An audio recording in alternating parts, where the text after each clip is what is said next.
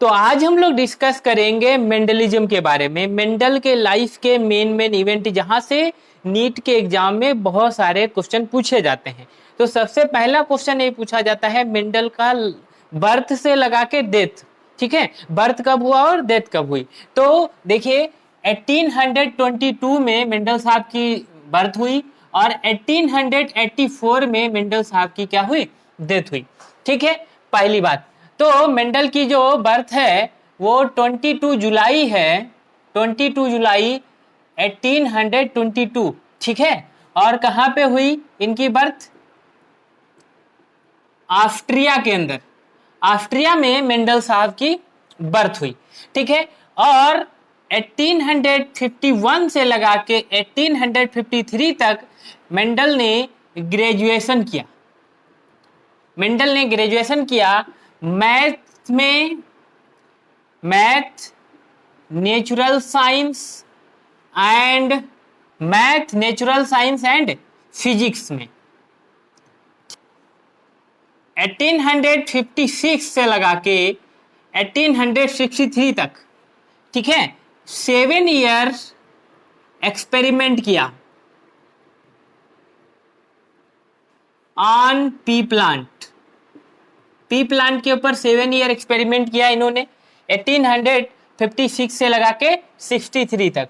बार बार NEET में question पूछा जा चुका है इनके एक्सपेरिमेंट का टाइम पीरियड, ठीक है।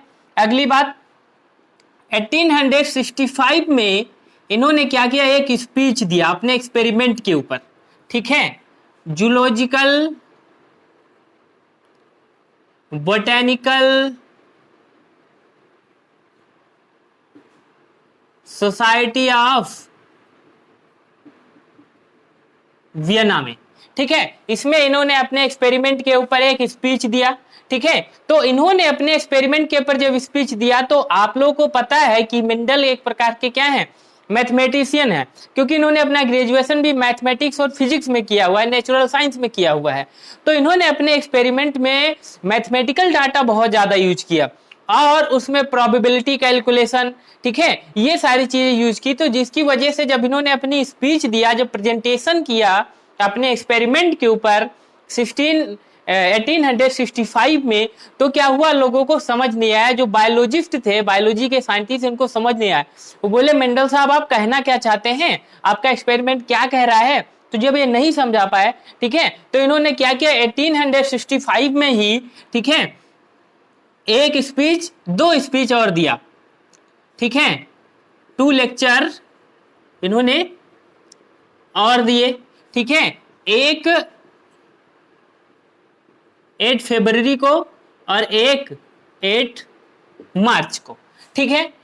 और ये लेक्चर जो है इन्होंने दिया नेचुरल हिस्ट्री साइंस सोसाइटी में, ठीक है, ऑस्ट्रिया के अंदर, ठीक है।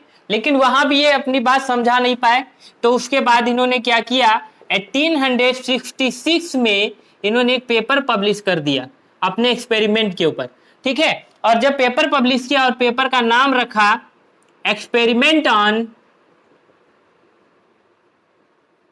प्लांट हाइब्रिडाइजेशन,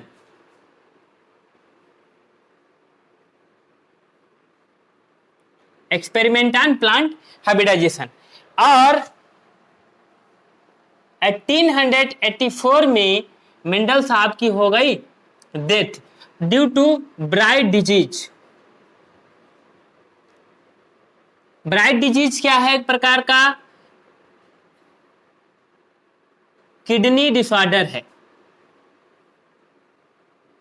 एक प्रकार का किडनी डिजीज, ठीक है। तो ये कुछ लाइफ के इंपॉर्टेंट इवेंट हैं जो आप लोग को याद रखने चाहिए, ठीक है, जहां से क्वेश्चन बनते हैं। पहला क्वेश्चन तो बनता है मेंडल के बर्थ और डेथ से, कब से कब तक इनका जो है लाइफ स्पेन रहा, ठीक है। दूसरा एक्सपेरिमेंट इन्होंने कब किया, तीसरा इन्होंने पेपर पब्लिश कब किया, ठीक है, ठीक है। ये 2-3 इवेंट जो है ये मेन इवेंट है इनके लाइफ के, ये पता होने चाहिए, ठीक है। आगे बढ़ते हैं।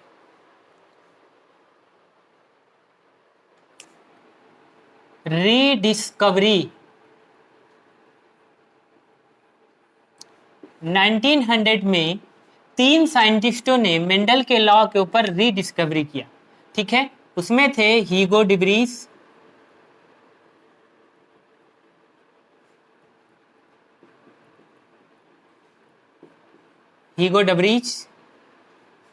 कार्ल कोरेंस,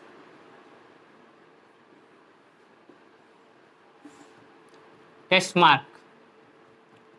3 साइंटिस्टों ने मेंडल के ऊपर, जो मेंडल के लॉ थे, उन पे रीडिस्कवरी किया, ठीक है। हीगो डिब्रीज जो थे वो हॉलैंड के रहने वाले थे, ठीक है। कार्ल कोरेंस जो हैं, ठीक है, ये जर्मनी के रहने वाले थे, और टेस्मार्क जो हैं वो ऑस्ट्रिया के रहने वाले थे, ठीक है। हीगो डिब्रीज साहब ने क्या किया था, ओइनोथेरा प्लांट पे काम किया, ठीक है। और कार्ल कोरेंस ने पी एंड मेज के ऊपर काम किया, पी प्लांट के ऊपर एंड मेज प्लांट पे काम किया। और टेस्मार्क साहब ने फ्लावरिंग प्लांट पे काम किया, ठीक है। इन्होंने फ्लावरिंग प्लांट पे अपना एक्सपेरिमेंट किया। तो ये आपसे क्वेश्चन पूछा जाता है नीट में, बार बार क्वेश्चन पूछा जाता है कि रीडिस्कवरर के बारे में बताया कि मेंडल साहब का जो लॉ था उसके ऊपर फिर से कौन काम किया। तो उसके ऊपर फिर से काम करने वाले 3 साइंटिस्ट है, हीगो डिब्रीज, कार्ल कोरेंस है, टेस्मार्क, ठीक है। तो उन्होंने किस किस प्लान पे काम किया और कहाँ के रहने वाले थे, ये आपके सामने है, ठीक है। तो H for Hugo de Vries, H for Holland, ठीक है। G और C का क्या होता है, पेयरिंग होता है डीएनए के अंदर। तो आप देखिए कार्ल कोरेंस और जर्मनी याद रख लीजिएगा। T और A का पेयरिंग होती है डीएनए के अंदर, थियामिन एडेनिन से पेयर करता है। टेस्मार्क और ऑस्ट्रिया, ये याद रखना है आप लोग को, ठीक है। तो ये इस प्रकार से आप लोग ओइनोथेरा प्लांट याद रखिएगा, बार बार पूछा जाता है ओइनोथेरा पे कौन काम किया, हीगो डिब्रीज ने काम किया था, ठीक है। तो ये चीज आप लोग को यहाँ पे समझना है, याद रखना है। मेंडल एक्सपेरिमेंट मटेरियल, तो आप लोग को पता है मेंडल ने जो अपना एक्सपेरिमेंट किया वो पी प्लांट के ऊपर किया, ठीक है, पाइसम सटाइवम। पी प्लांट का साइंटिफिक नाम क्या होता है, पाइसम सटाइवम। और इसमें 2n = 14 क्रोमोसोम पाए जाते हैं, ठीक है। तो इसमें क्या होंगे, टोटल 14 क्रोमोसोम होते हैं, और अगर जोड़े में देखेंगे तो 7 क्रोमोसोम होंगे, ठीक है। 7 पेयर होते हैं और टोटल नंबर ऑफ क्रोमोसोम देखेंगे तो 14 होते हैं। तो मेंडल साहब ने क्या किया, पी प्लांट की 34 वेराइटी इन्होंने कलेक्ट किया, ठीक है। 34 वेराइटी इन्होंने कलेक्ट किया, और उसमें से इन्होंने बताया कि 22 जो है ये प्योर है, ठीक है, मतलब होमोजाइगस है। और उसमें से इन्होंने यूज किया 14 ट्रू वेराइटी यूज किया इन्होंने, ठीक है। तो आप लोगों को पता है कि जो पी प्लांट होता है, पी प्लांट में 7 कैरेक्टर पे इन्होंने काम किया। तो 7 कैरेक्टर होंगे तो इसका मतलब ट्रेट कितने होंगे, 14 होंगे, ठीक है। तो इसका मतलब एक डोमिनेंट होगा और एक रिसेसिव होगा, तो इसीलिए इन्होंने 14 वेराइटी इन्होंने यूज किया, ठीक है। एक डोमिनेंट और एक रिसेसिव कंट्रास्टिंग ट्रेट होते हैं, ठीक है। तो 14 को यूज किया। तो इन्होंने कलेक्ट तो बहुत सारे large number of P plant की वेराइटी किया था, लेकिन उसमें से इनको होमोजाइगस मतलब प्योर डोमिनेंट और प्योर रिसेसिव इनको कितनी मिली, 22। और उसमें से इन्होंने यूज कितने को किया, 14। ये आपको क्वेश्चन पूछा जाता है बार बार, ये आप लोगों से क्वेश्चन पूछ लिया गया है, ठीक है, इन्होंने यूज कितना किया। और इनका जो बेसिस ऑफ सिलेक्शन था वो था होमोजाइगोसिटी टेस्ट करके, ठीक है। मतलब 34 से इन्होंने 14 को कैसे सेलेक्ट किया, तो इन्होंने प्रोजनी टेस्ट किया, ठीक है। तो इनका जो बेसिस ऑफ सिलेक्शन था मेंडल साहब का,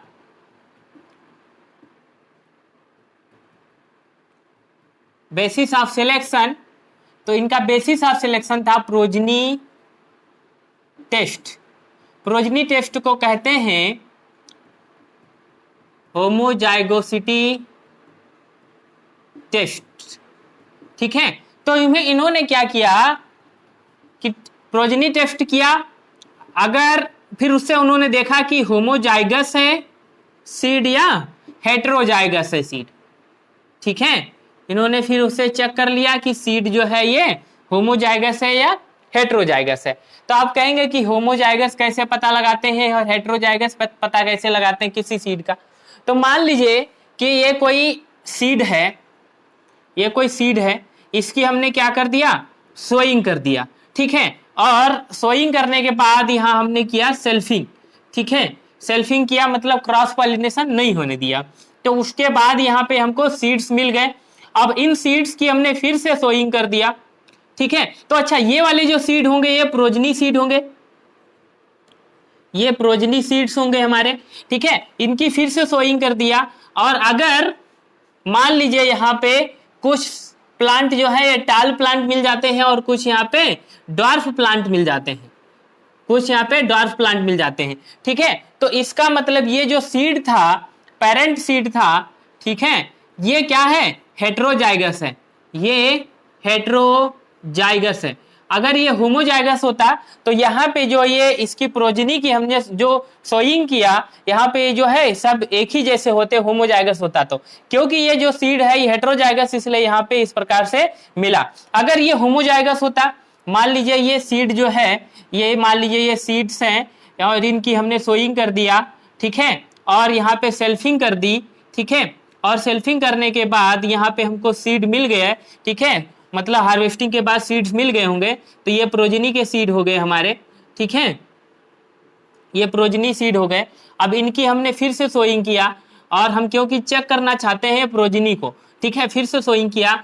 तो यहाँ पे हमको क्या हुआ, आल टाल मिल गए या आल ड्वार्फ मिल गए, ठीक है। इसका मतलब कि ये वाले जो सीड्स हैं ये होमोजाइगस हैं, ठीक है। तो अगर प्रोजनी जो है डिफरेंट टाइप के होते हैं तो इसका मतलब जो पेरेंट सीड है वो क्या है, हेट्रोजाइगस। अगर प्रोजनी एक ही प्रकार के मिल जाते हैं या ड्वार्फी ड्वार्फ मिल गए या टाल ही टाल मिल गए, इसका मतलब जो पेरेंट सीड है वो क्या है, होमोजाइगस है। तो प्रोजनी टेस्ट के बेसिस पे मेंडल साहब ने क्या किया था, सीड का सिलेक्शन किया था पी प्लांट में, ठीक है।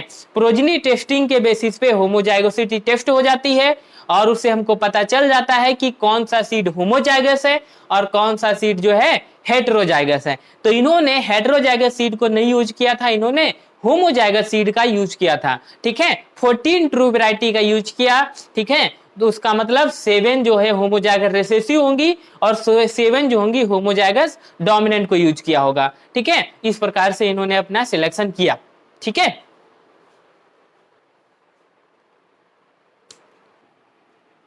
सेवन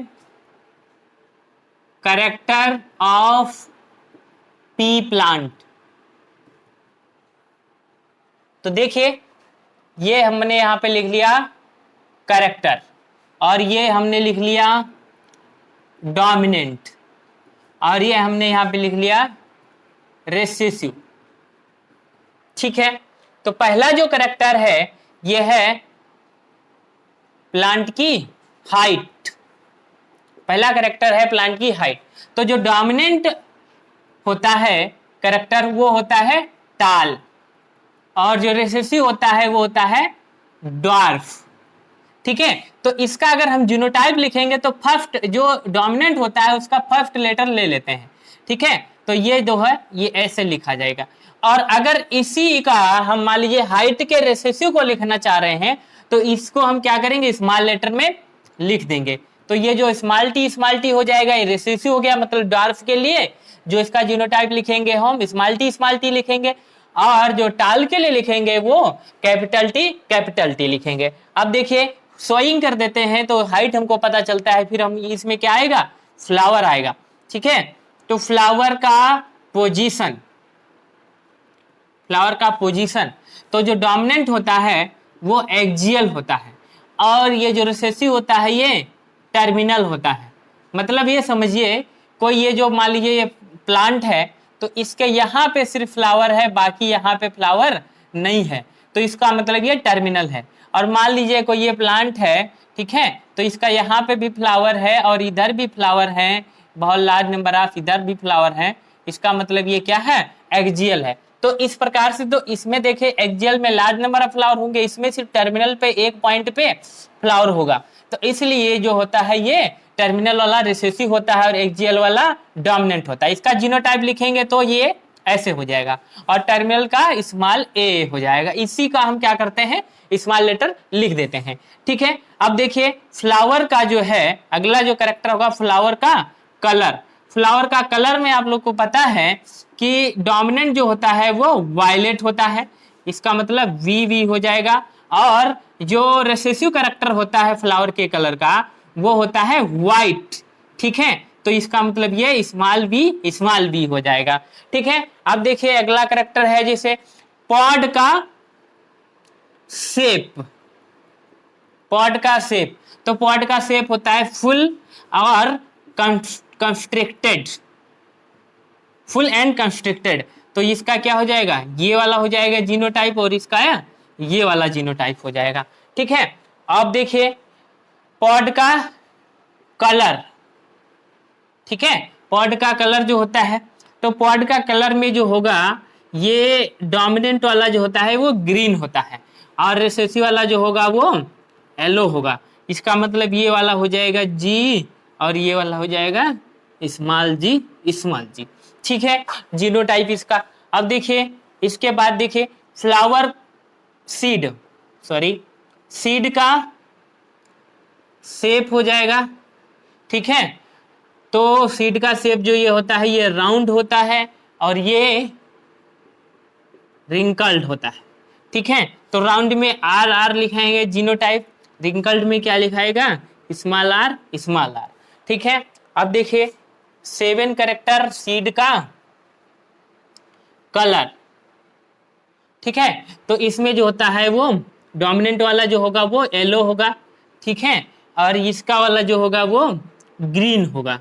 ठीक है, स्मॉल वाई और स्मॉल वाई।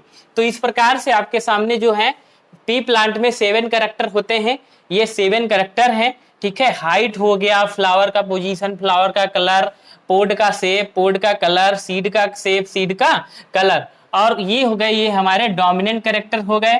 ठीक है, और ये हो गए रिसेसिव कैरेक्टर। ठीक है, तो ये सब आपको पता होना चाहिए। ठीक है, तो जो पॉड होता है, पॉड का मतलब जो आप छिमी लेकर आते हैं ना मार्केट से, जिसको छील के इसके अंदर से मटर निकालते हैं, ठीक है, वो होता है पॉड। तो पॉड जो होगा डोमिनेंट होगा वो ग्रीन कलर का होगा और जो रिसेसिव होता है वो येलो कलर का होता है। ठीक है, ये चीज आप लोग को याद रखना पड़ेगा। ठीक है, सीड का कलर अगर हम देखते हैं तो जो येलो कलर का सीड होता है वो अच्छा होता है, तो अच्छा जो होगा वो डोमिनेंट होगा, और जो ग्रीन कलर का होता है वो अच्छा नहीं होता है, वो मतलब इसका मतलब वो रिसेसिव हो गया। ठीक है, तो ये सारी चीज। ओनली 4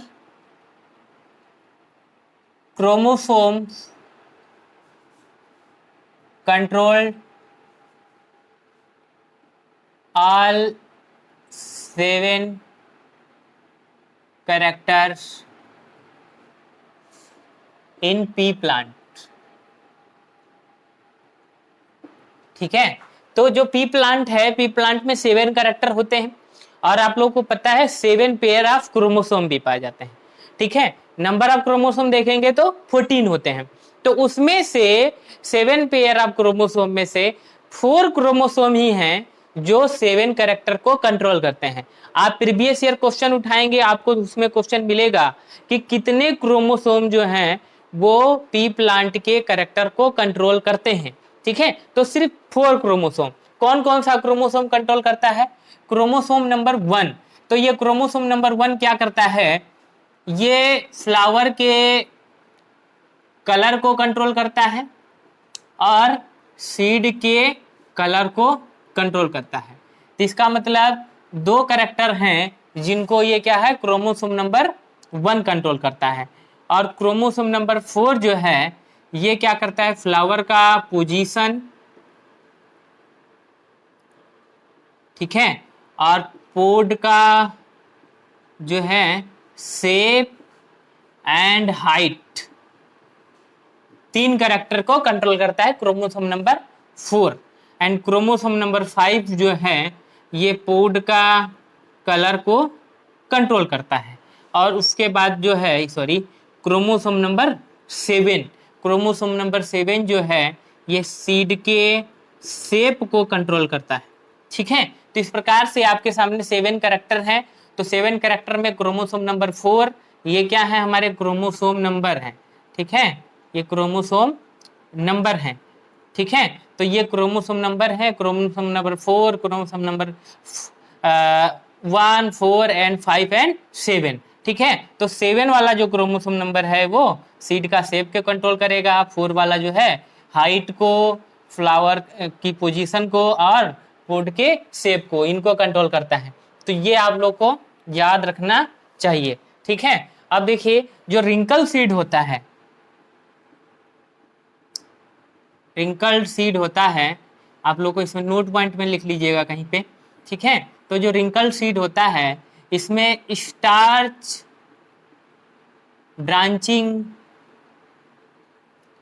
एंजाइम नहीं पाया जाता है, अब्सेंट होता है, जिसकी वजह से फ्री शुगर ज़्यादा हो जाता है, ठीक है, फ्री शुगर बढ़ जाता है, इसकी वजह से ये रिंकल सीड होता है। अगर स्टार्च ब्रांचिंग एंजाइम होगा तो रिंकल सीड नहीं होता है। तो आपसे अगर क्वेश्चन पूछा जाता है reason of wrinkle seed, wrinkle seed क्यों होता है, तो रिंकल सीड में स्टार्च ब्रांचिंग एंजाइम के एब्सेंस होने की वजह से फ्री शुगर ज़्यादा पाया जाता है, इसकी वजह से उसमें क्या होता है, स्टार्च नहीं बन पाता और उसकी वजह से वो राउंड सीड जो है वो नहीं हो पाता, रिंकल हो जाता है, ठीक है। मान लेते हैं रीजन फॉर मेंडल सक्सेस। तो मेंडल के सक्सेस का पहला रीजन है इंसाइसिव एंड एक्यूरेट एनालिसिस। दूसरा कारण ये है select single character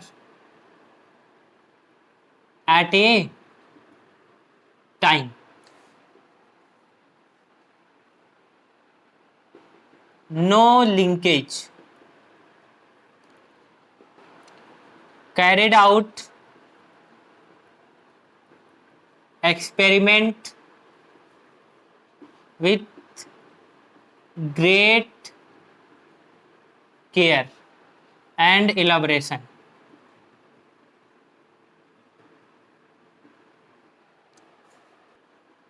Select contrasting pair of character. Contrasting का मतलब होता है opposite. Use symbol sign and terminology. तो ये सब रीजन थे मेंडल के सक्सेस होने के। मेंडल ने एक बार में एक ही कैरेक्टर पे काम किया, 7 साल लगा दिए, लेकिन एक एक बार में ही एक ही कैरेक्टर पे काम किया।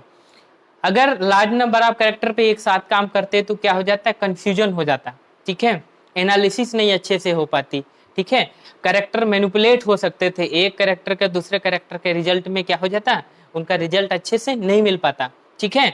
तो ये चीज थी। दूसरा इन्होंने क्या किया, कंट्रास्टिंग कैरेक्टर को यूज किया, ठीक है, अपोजिट पेयर ऑफ कैरेक्टर को लिया। दूसरी बात, इन्होंने सिंबल साइन और टर्मिनोलॉजीज का यूज किया अपने एक्सपेरिमेंट में, ठीक है। और जो इन्होंने कैरेक्टर को यूज किया उसमें किसी प्रकार का लिंकेज नहीं पाया गया, इसकी वजह से ये जो है सक्सेस हो पाए, ठीक है। तो मेंडल के सक्सेस के रीजन ये कुछ थे, ग्रेट केयर एंड इलोब्रेशन के साथ काम किया, सिंगल कैरेक्टर पे काम किया एक बार में, और क्या किया, सिंबल साइन टर्मिनोलॉजी यूज की, लिंकेज नहीं था इनके कैरेक्टर्स में, इसकी वजह से जो है ये सक्सेस इनको मिल पाई, ठीक है, पी प्लांट पे। है why Mendel not famous till 1900। इसका रीजन देखिए, तो इसमें मतलब ये पूछा जा रहा है कि इस प्रकार से आपसे क्वेश्चन पूछे जाते हैं, इसमें ये पूछा जा रहा है कि मेंडल जो है 1900 से पहले क्यों फेमस नहीं हुए, ठीक है। तो इसका रीजन है due to predominance and wider acceptability of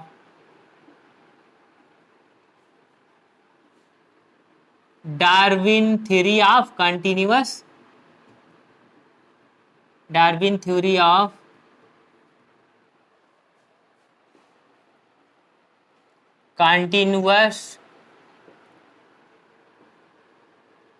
variation. ठीक है, तो Darwin theory of continuous variation को जो है लोग एक्सेप्ट कर रहे थे उस समय पे, तो उसकी वजह से मेंडल की कोई सुना नहीं, मेंडल का जो एक्सपेरिमेंट था कोई उन्होंने ध्यान नहीं दिया वहां पे। ठीक है, क्योंकि उसको जो है उसका डोमिनेंस और एक्सेप्टेबिलिटी बहुत ज्यादा थी किसकी, Darwin theory of continuous variation की। Darwin theory of continuous variation जो है उसमें ज्यादा फेमस था। दूसरी बात, biologist does not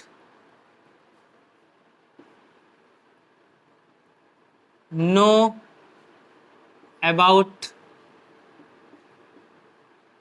phenomena of fertilization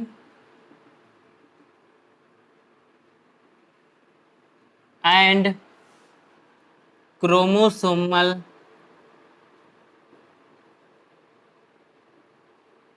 behaviour. उस समय जो बायोलॉजिस्ट थे वो क्रोमोसोम के बिहेवियर के बारे में और फर्टिलाइजेशन के प्रोसेस के बारे में नहीं जानते थे, और इन्होंने ये सारी चीजों के बारे में उसमें बताया था, फर्टिलाइजेशन के बारे में, क्रोमोसोम के बारे में। ठीक है, तो ये सारी चीजें उस समय थी नहीं, उस समय पता नहीं था, इसकी वजह से मेंडल का जो एक्सपेरिमेंट जो है समझ नहीं पाए। ठीक है, उसके बाद देखिए, due to use of mathematics and probability law calculation,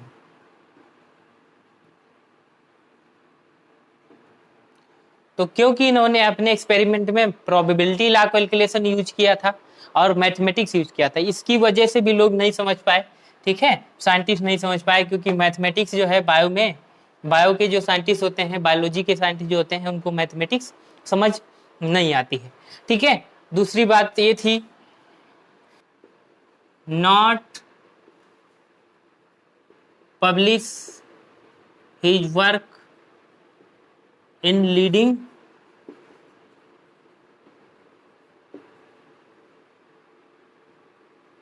journals. ठीक है, कोई लीडिंग जर्नल में इन्होंने अपना वर्क पब्लिश नहीं किया। अगली बात, he failed to prove his experiment on hawkweed and honey bee। तो बात ये थी कि उस समय एक साइंटिस्ट है नागेली ने एक इनको क्या किया, उन्होंने क्या किया, एक चैलेंज दिया, बोला आप जो है अपना एक्सपेरिमेंट हनी बी के ऊपर और हॉक बीड के ऊपर करके दिखाइए। ठीक है, तो हॉक बीड में क्या होता है, उसमें होता है एपोमिक्सिस, ए सेक्सुअल रिप्रोडक्शन, और क्योंकि वहां पे ए सेक्सुअल रिप्रोडक्शन है तो वहां पे लॉ ऑफ इंडिपेंडेंट असॉर्टमेंट काम नहीं करेगा। इंडिपेंडेंट असॉर्टमेंट या लॉ ऑफ सेग्रीगेशन, ये जो लॉ है मेंडल साहब के, ये सेक्सुअल रिप्रोडक्शन के केस में काम करते हैं, जहां पे गैमेट बन रहा हो। ठीक है, तो वहां पे गैमेट बनेगा नहीं, ये सेक्सुअल रिप्रोडक्शन में जो एपोमिक्सिस होगी। तो हॉक बीड में जो है इनका एक्सपेरिमेंट फेल हो गया, और हनी बी में भी ऐसा ही होता है। हनी बी में पार्थिनोजेनेसिस होता है। क्या होता है कि फीमेल जो गैमेट होता है, एग होता है, एग से डायरेक्ट जो है मेल का वहां फॉर्मेशन हो जाता है। अगर male gamete and female gamete, egg and sperm fuse होंगे तो क्या बन जाएगी, फीमेल बन जाएगी हनी बी। वहां पे क्या होता है, हनी बी के केस में मेल एंड फीमेल गैमेट मतलब स्पर्म और ओवम दोनों फ्यूज होंगे, फर्टिलाइजेशन होगा तो क्या बनेगा, फीमेल बनेगी। और अगर फीमेल गैमेट डायरेक्ट डेवलप हो गया, ठीक है, पार्थिनोजेनेसिस हो गई, तो वहां क्या बन जाता है, फीमेल गैमेट से डायरेक्ट मेल बन जाता है। तो ये चीज होती है। ठीक है, तो इसकी वजह से, तो इस कारण से क्या हुआ, हनी बी पे इनका एक्सपेरिमेंट फेल हो गया। तो मेंडल पावर ऑफ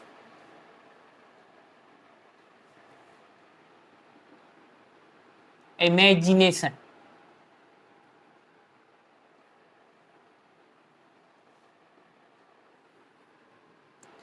तो आप लोग को पता है 1865 में 66 में इन्होंने अपना पेपर पब्लिश किया।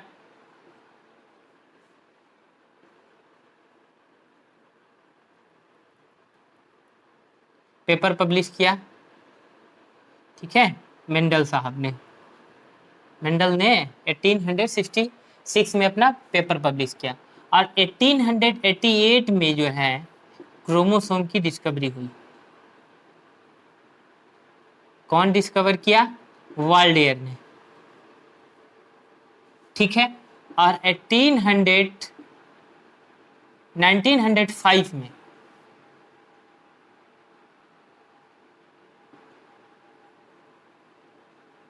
मियोसिस की डिस्कवरी हुई बाय फार्मर एंड मूरे, ठीक है। और 1909 में genotype phenotype, genotype and phenotype के बारे में बताया जॉनसन, ठीक है। तो मतलब जीनोटाइप, फिनोटाइप, ठीक है, मियोसिस, क्रोमोसोम, इन सब की डिस्कवरी नहीं हुई थी उस समय पे, लेकिन इन सब के बारे में हाइपोथेसिस दिया था मेंडल ने अपने एक्सपेरिमेंट में, ठीक है। मेंडल का एक्सपेरिमेंट आया 1866 में, इन्होंने पेपर पब्लिश किया और अपने पेपर में इन्होंने क्रोमोसोम के बारे में, मियोसिस के बारे में गैमेट फॉर्मेशन के दौरान, जीनोटाइप, फिनोटाइप, इन सब के बारे में लिखा। जबकि लिए जीनोटाइप, फिनोटाइप, ये सारी चीजों की डिस्कवरी नहीं हुई थी उस समय पे। तो मेंडल का इमेजिनेशन पावर बहुत ज्यादा था, ठीक है। इसकी वजह से जब बाद में पता चला तो लोगों ने बहुत अच्छे से मेंडल को अप्रिशिएट किया और उनका एक्सपेरिमेंट जो है अभी भी सबसे ज्यादा डोमिनेटेड है, ठीक है, जेनेटिक्स में। Why Mendel use pea plant, pea plant के ऊपर ही इन्होंने एक्सपेरिमेंट क्यों किया? Due to large number of character, large number of character होते हैं, ठीक है, शॉर्ट लाइफ स्पैन, जिसका लाइफ होता है पी प्लांट का बहुत छोटा होता है, 3 महीने में ही इसकी लाइफ स्पैन खत्म हो जाती है, ठीक है। Large number of progeny produce,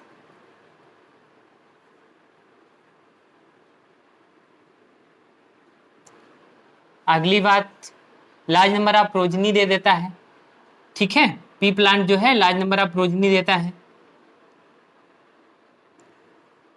bisexual flower, large size, ठीक है। जो फ्लावर होता है वो बाइसेक्सुअल फ्लावर होता है, मतलब मेल पार्ट और फीमेल पार्ट दोनों पाए जाएंगे, एंड्रोसियम और गाइनोसियम दोनों होते हैं, और फ्लावर जो होता है वो लार्ज साइज का होता है, ठीक है। और सेल्फ पॉलिनेशन जो है